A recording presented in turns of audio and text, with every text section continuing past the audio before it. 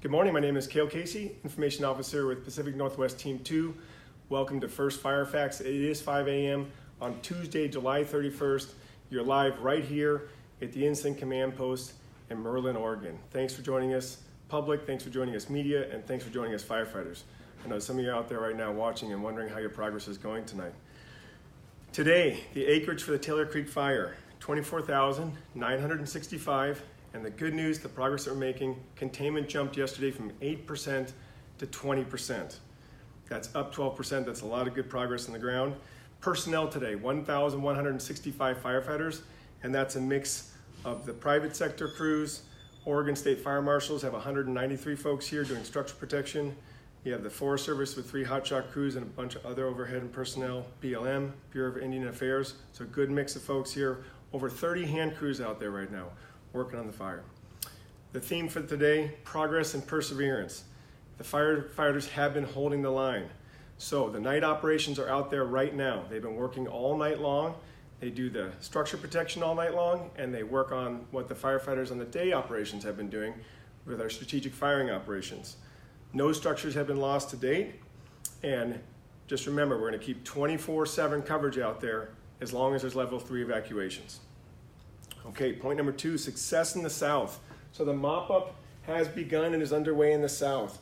The really good news yesterday, Josephine County Sheriff's Office was able to lower the evacuation level from a 3 to a 2 for the Limpy Creek residences from 1230 and above.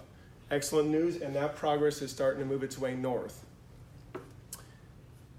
Third point today, we have a firefight going on in the northwest, north, and northeast. That's what you saw yesterday evening for the residents who live around Merlin and Grants Pass area. Our firefighters are using strategic firing operations in Gillese and also on the northeast side of the fire to bring the fire down to our intended containment lines. The Josephine County Sheriff's Office bases their evacuation levels on our firefighting operations and also the actions of the fire itself.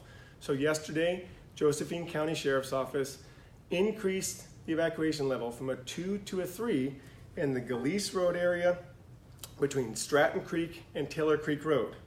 So that part is closed, and then the residences on parts of Gillese Creek Road and Gillese Road that were going to be impacted by those firefighting operations were changed to level 3. So sometimes the Sheriff's Office is basing the evacuation on the fire pushing itself at the residences, and sometimes it's based on what our intended actions are to contain this fire. Okay, fourth big point for the day. We are actively working with the incident management team from the Klondike Fire, which is 7 miles southwest, 7 to 9 miles, depending on the GIS, the mapping, southwest of the Taylor Creek Fire. Fortunately, Pacific Northwest Team 2 has a sister team, Pacific Northwest Team 3, the other Type 1 interagency incident management team, and they are managing that fire. So we're in very close coordination, and today, all the fire managers are meeting in the afternoon, and then again, our team will go over and support the PNW3 community meeting that will happen today in Selma at 6 p.m. A lot of coordination there to figure out how these two fires might end up coming together and or our operations can be organized and coordinated for the most highest effect with the best with the resources we have, because this gets tricky when fires start moving through wilderness areas towards civilian areas. Okay, so that public meeting tonight, for anybody who wants to go, hopefully will be live stream. They usually are these days. And we want to thank you for all your questions. Big question of yesterday.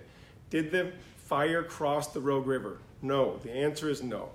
However, public are always going to see firefighters scouting around the river, doing contingency planning, and that's just part of what we do. So if you see firefighters on the other side of the river, it doesn't necessarily mean that the fire has gone there. Our intention and our goal is to keep the fire on only one side of the Rogue River.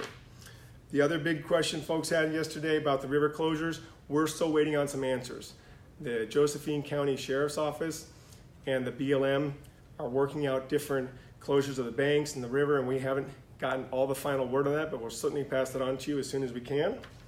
And the media was very interested yesterday. We had 4 media outlets at our camp asking about the transition and what that means and how it went. Just remember, for the firefighters on the ground, and you know who you are out there and you've been through this a lot because we go through transitions on fire every 2 weeks so that we can all rest every 2 weeks and take a day off or so. For the boots on the ground, everything stays the same. When people ask what the difference between a state team and a federal quote-unquote team is, we are all interagency firefighters. A federal team is made up of local, state, and federal employees, volunteers, and cooperators who come together to work in what we call the Green Pants Nation. We are one firefighting family. So, standard firefighter order number 3 is base all actions on current and expected behavior of the fire. That's why we have our incident meteorologists here. That's why we pay attention to what the smoke from the Klondike fire is doing. In the last few days, it's helped dampen fire behavior, but we will always base our actions, whether it's for a strategic burning operation or anything we do, on the current expected behavior of the fire. As a reminder, the phone number for the Joint Information Center, open from 7 a.m.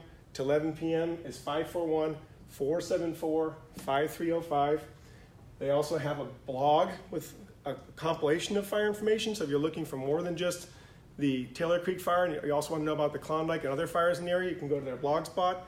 Additionally, InciWeb always has the incidents for Oregon, Washington, and the nation on there. Our incident number is 6058. As always, post your questions.